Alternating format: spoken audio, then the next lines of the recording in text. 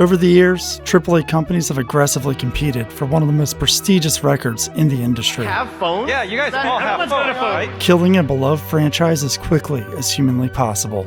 And every fan base seems to think that their company is the champion. 16 times the detail. But there's one franchise that has spent nearly 14 years consistently at the top of the leaderboard. That franchise is the Halo series, from none other than the almighty Microsoft. However, destroying Halo didn't always come this easily to Microsoft. Originally, development of the new flagship franchise was in the hands of a C-tier amateur studio, whose strategy was to apparently create lifelong core memories for an entire generation of children and teenagers. Needless to say, the Bungie Strat wouldn't even crack the top 100 of the leaderboards. In fact, earlier runs from this studio had been a complete disaster, and for Microsoft it was obvious, if they really wanted to compete in this category, they would need a new strategy. And as luck would have it, a new studio would be there to rise to the task. I'm not going to sugarcoat it, the early 343 strat was primitive, but my god was it effective, because for over a decade, these guys were killing the game. They would immediately break into the top 10 with Halo 4, and the strat at the time was simple: spend way too much money and make a video game that's not even Halo. This would instantly put them in 7th place. But they weren't done yet. 2 years later, they would release the Master Chief Collection, a game that didn't even work for 2 years. The world record was absolutely shattered. Fans couldn't believe it. Gamers that didn't even play Halo couldn't believe it. I've gotten games where I've just entered the game by myself with nobody around. I've gotten games where I've spawned without weapons.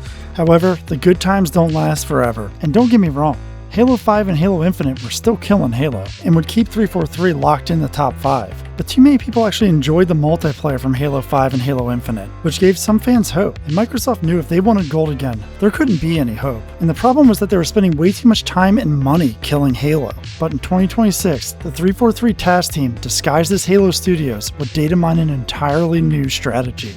And from their efforts came one of the most controversial discoveries in category history: EMS Skip, which is short for Engine Multiplayer Story Skip. In hindsight, the skip seems really obvious. Up until this point, developers had the route completely backwards. Prior to EMS, developers still thought that you had to build your own engine, develop your own multiplayer, and write your own story. EMS skipped all three. The time save was enormous. Other runners immediately argued that EMS skipped too much of the development cycle and shouldn't be allowed in the main category. And this is where massive corruption comes into play, because Microsoft straight up owns speedkill.com and functions as its admin and moderators for the website. So they allowed it, which is disgusting, but hey, it's the world we live in, guys. And on July 28th, 2026, Halo Studios achieved this run.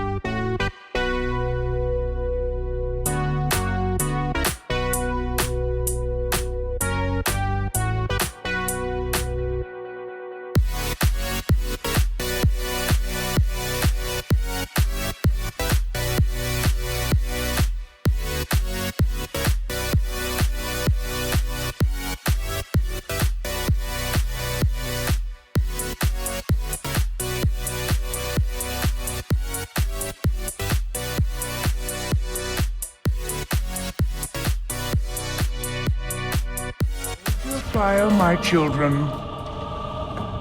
Have you enjoyed your stay so far, Demon? And just like that, 343 Industries had done it again. Not only did they clutch the EMS skip, but they also made it retarded and a little gay. And I want to be clear, this run is near perfection, because not only did 343 disappoint everyone, but they finally removed all hope from the remaining fanbase. And I would like to think this category has been taken to its absolute limit. But I think everyone already knows that 343 will be back to push Halo and its fans further than it's ever gone before.